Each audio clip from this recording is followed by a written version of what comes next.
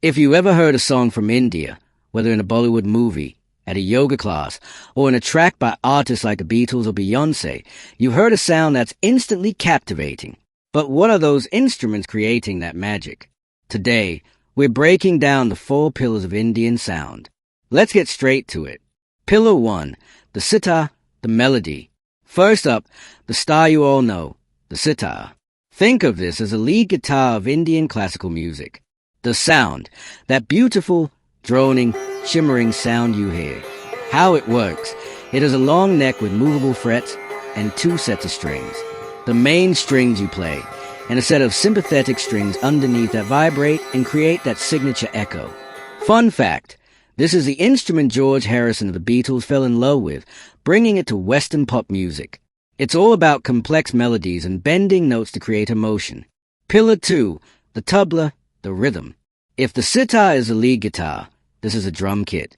Meet the tabla, the sound, a wide range of percussive tones, from deep bass to sharp, crisp slaps. How it works, it's a pair of 2 hand drums.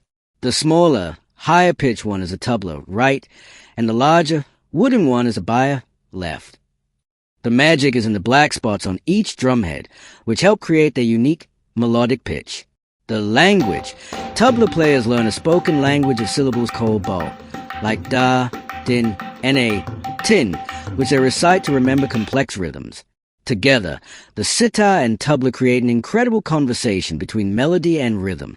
Pillar 3, the Bansuri, the voice of the soul. Now, let's shift from the intricate and complex to something profoundly simple and pure, the Bansuri. At first glance, it's just a piece of bamboo with holes in it. There are no keys, no frets, no electronics. But in the hands of a master, this simple tube becomes one of the most expressive and human voices in all of music. The sound and emotion. Its sound is often described as breathy, serene, and deeply melancholic. It doesn't just play notes, it seems to breathe them.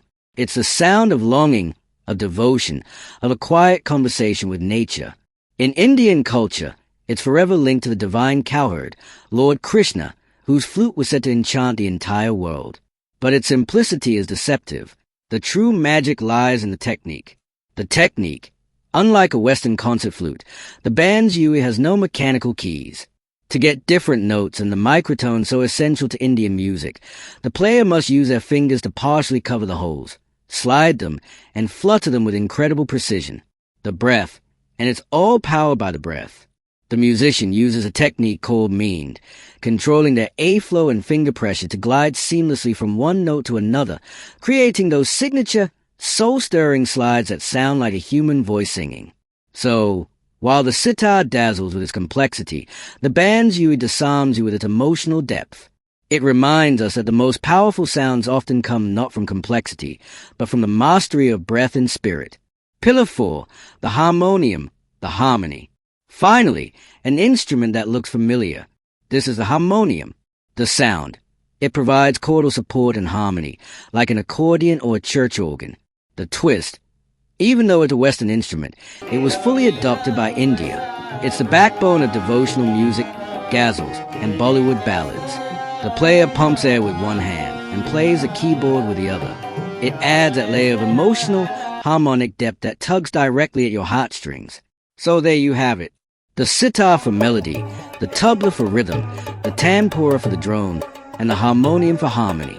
Next time you hear Indian music, see if you can pick them out. It's a world of incredible depth and beauty. Thanks for listening. What world of sound should we explore next? Let me know in the comments.